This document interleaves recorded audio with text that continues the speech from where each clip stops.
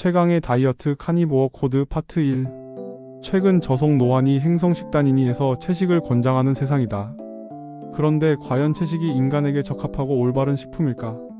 인간의 긴 역사를 살펴보면 답을 알 수 있다. 동물을 먹는 행위는 아주 오랜 시간, 적어도 500에서 600만 년 동안 인간으로서 또 인간 이전의 존재로서 우리에게 필수적이었다.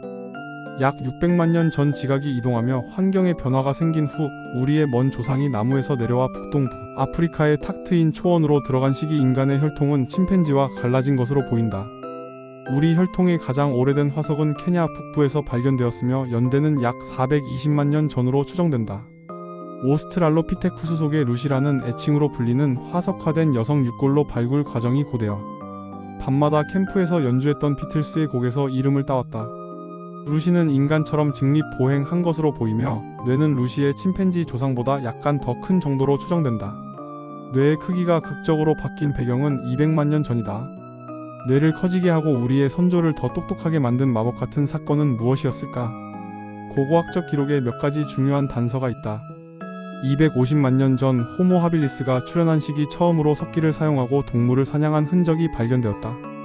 이 시대 화석화된 동물의 뼈에서는 무기로 손상한 자국과 초기 도살 방식으로 절단한 흔적도 나왔다. 석기를 가지고 무리를 이루어 사냥을 시작하며 갑자기 동물의 모든 부위를 확보하게 되었다. 즉 근육고기뿐만 아니라 복부의 내장과 지방도 얻을 수 있게 되었다는 의미다. 풍부한 칼로리와 독특한 미량 영양소를 함유한 부위를 섭취한 덕분에 호모 하빌리스의 초기 뇌 성장을 넘어 뇌가 더 커지고 오늘날의 인간이 만들어졌다고 생각한다. 고대 우리의 조상들은 얼마나 많은 고기를 먹었을까? 화석화된 뼈의 질소 안정동이 원소 델타15N의 양으로 과거의 동물성 식품을 어느 정도 먹었는지 그 비율을 알 수 있다. 질소 안정동 위원소 수치를 보면 단백질 공급원을 알 수 있으며 동물이 먹이 사슬에 어디쯤 위치하는지도 추론할 수 있다.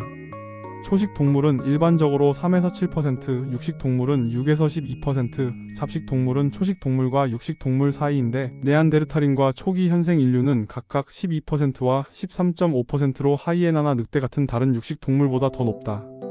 이 사실로 무엇을 알 수 있을까?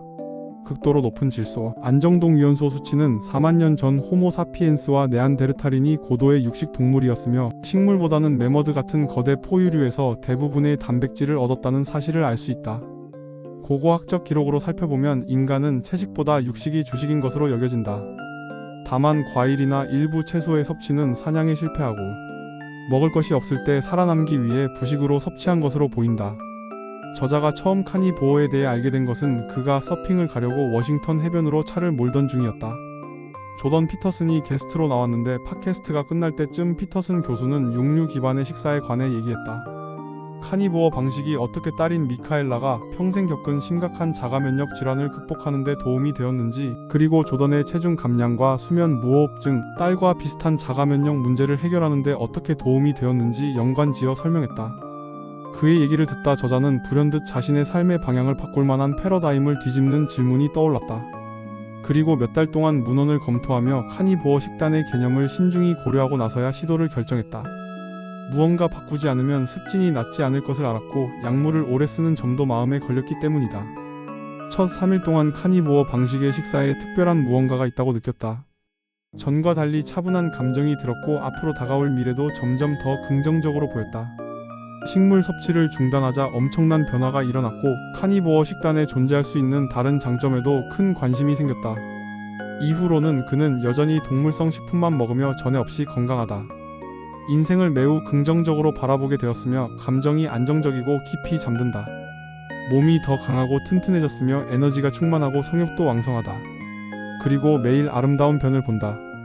혈액 검사 결과는 수백 가지 검사를 해보았는데 모든 결과가 훌륭했다. 신장과 간 모두 건강했고 괴혈병도 없었다. 염증은 거의 감지되지 않는 정도였으며 인슐린 저항성의 징후도 보이지 않았다. 혈당은 식사 후에도 크게 변하지 않고 하루 종일 이상적인 범위에 머무른다. 또한 그가 겪던 자가면역 질환은 카니보어를 시작한 이후에는 단 한 번의 재발도 없었다. 그렇게 저자는 카니보어와 건강한 인간의 식사에 대해 더 깊이 연구하게 된다. 채소가 몸에 좋다는 환상을 버려라. 십자화과 채소는 애킨스 다이어트식에서도 허용하는 비교적 렉틴이 적은 식이섬유로 알려져 있다. 그러나 정말 그렇게 안심하고 먹어도 되는 식이섬유일까? 우리가 몸에 좋다고 생각하는 식물성 영양소인 파이토뉴트리언트는 실은 식물이 곤충, 동물, 곰팡이가 아침 식사로 자신을 먹는 걸 저지하기 위해 세심하게 고안해낸 식물의 무기다. 식물이 생성하는 살충제. 피토알렉신은 식물이 직접 생성하는 살충제라 할 수 있다. 라운드업이라고도 하는 글리포세이트처럼 인간이 물에 뿌리는 살충제가 아니라 식물이 자신을 방어하기 위해 직접 만들어내는 화학물질을 의미한다. 식물이 만드는 자연적인 독소와 살충 물질이 식물의 방어에서 하는 역할을 다루는 문헌은 매우 방대하다. 우리가 섭취하는 살충제의 99.9%는 자연 발생적이다라는 과학 기사를 쓴 미국 생화학자 브루스 에임스는 인간이 섭취하는 살충제 가운데 식물에 뿌려진 살충제는 0.1%에 불과하며 식물이 자체적으로 생산하는 양이 99.99%라고 강조한다. 물론 글리포세이트 및 다른 합성 살충제도 몸에 좋지 않으나 식물이 자연적으로 생성하는 살충제 섭취량에 비하면 양이 미미하다. 주요 식물성 식품의 독소 함량에 근거해 미국인은 식물이 만든 천연 살충제를 1인당 하루 1.5g 정도 섭취한다고 추정되는데 합성 살충제 잔류물보다 약 1만 배나 많다. 식물 독소 섭취량은 어떤 식품을 주로 먹느냐에 따라 크게 달라지며 채식주의자가 더 높을 것이다. 미국 심장 전문의 스티븐 건드리 박사가 유명한 저서 플랜트 패러독스로 탄수화물 결합 단백질인 렉틴을 널리 알렸다. 옥살산염은 식물에서 발견되는 또 다른 화학적 스파이크다. 식물은 자기의 고유한 생화학에서 유기분자인 옥살산염을 사용해 미네랄을 결합한다. 하지만 인체에서 옥살산염은 아미노산 대사의 부산물로 생성되며 인간의 생화학 반응에는 활용되지 않는다. 몸에서 생기는 소량의 옥살산염은 노폐물로 처리되어 매일 소변을 통해 배출된다.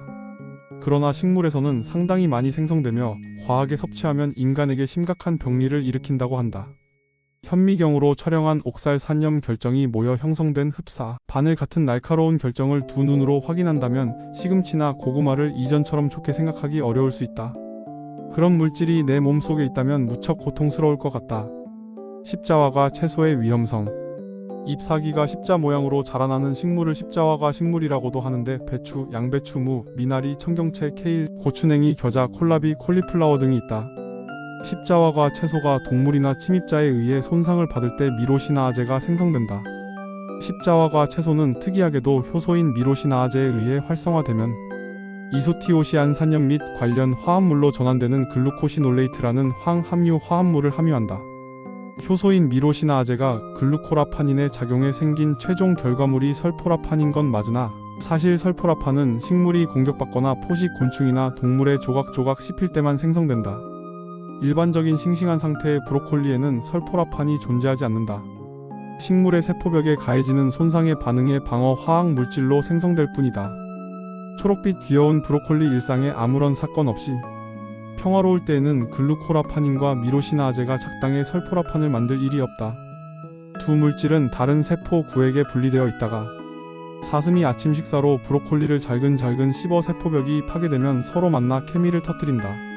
설포라판은 식물이 무기로 사용하는 독소인 피토알렉신의 일종으로 식물의 생화학 작용에 별다른 역할을 하지 않다가 브로콜리가 속수무책으로 사슴의 밥이 되는 순간에만 모략에 동원된다.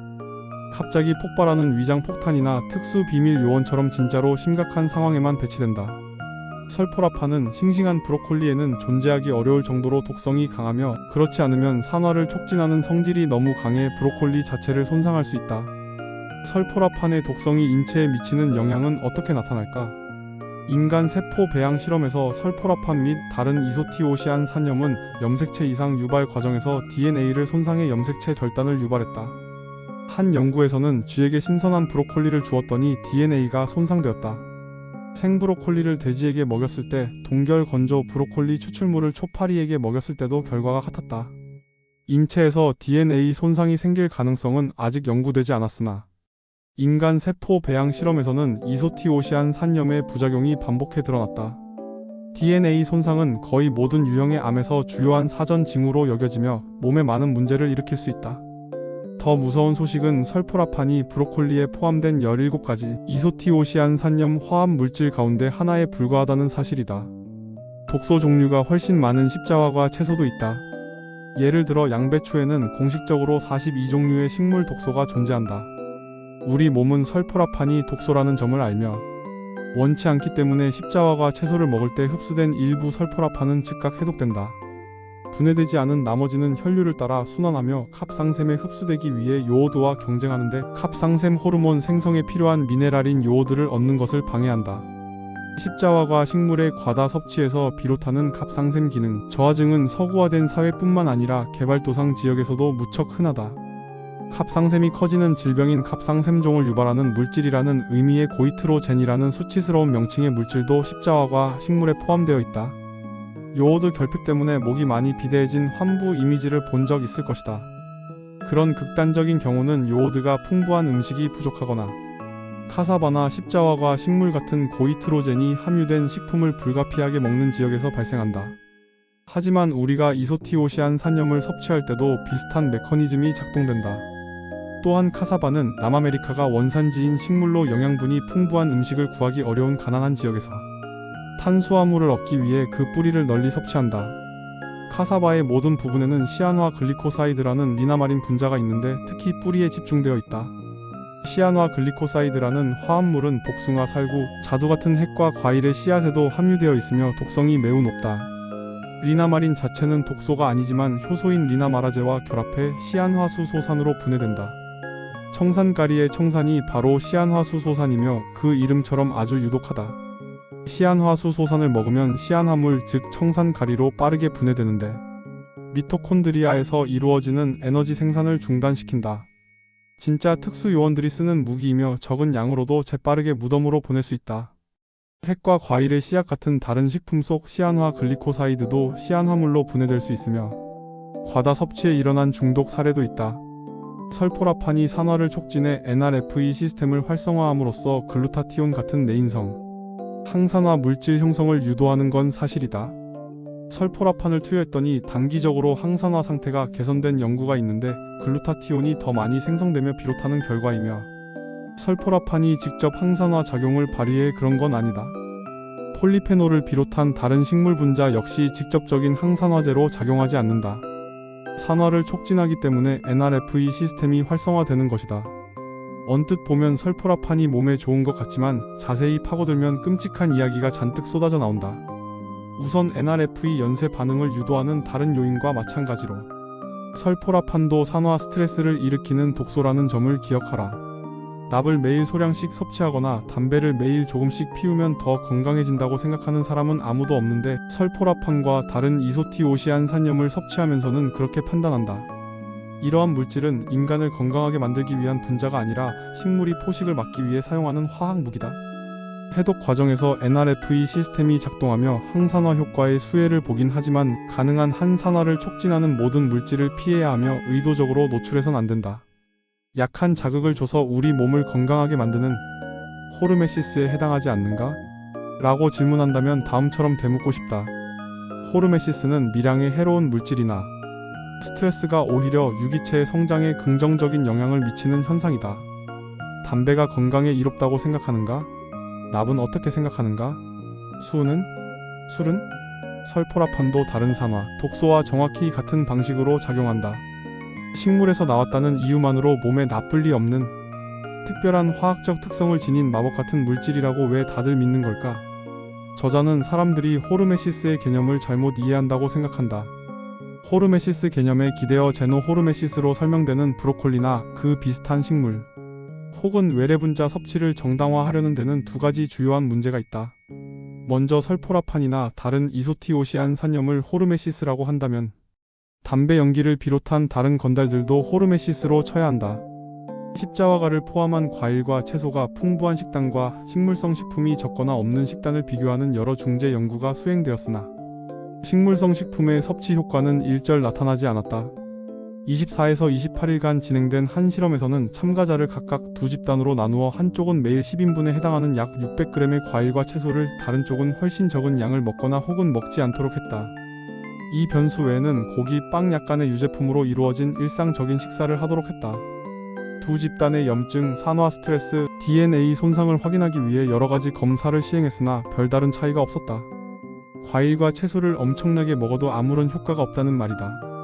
설포라판을 활용한 단기 연구에서도 글루타티온 생산에 일시적인 변화가 있었으나 며칠 이상 지속되지 않았으며 4주 후에 확인했을 때도 주목할 만한 호르메시스 효과는 발견되지 않았다.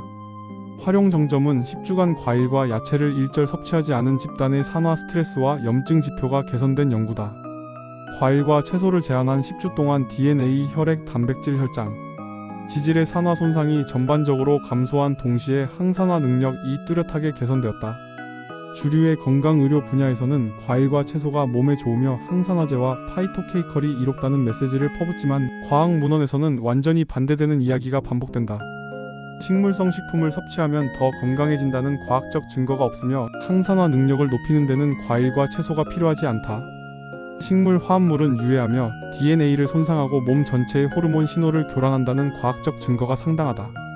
1930년대와 40년대에는 고기, 지방을 비롯한 다른 동물성 식품을 우리를 튼튼하고 활력 넘치게 하는 건강한 음식으로 여겼다. 1950년대 즈음에 상황이 급히 반전되었는데 버터는 몸에 좋지 않으며 동물성 포화지방은 심장 발작을 유발하니 식물성 식품과 식물성 기름을 더 많이 섭취해야 한다고 하기 시작했다.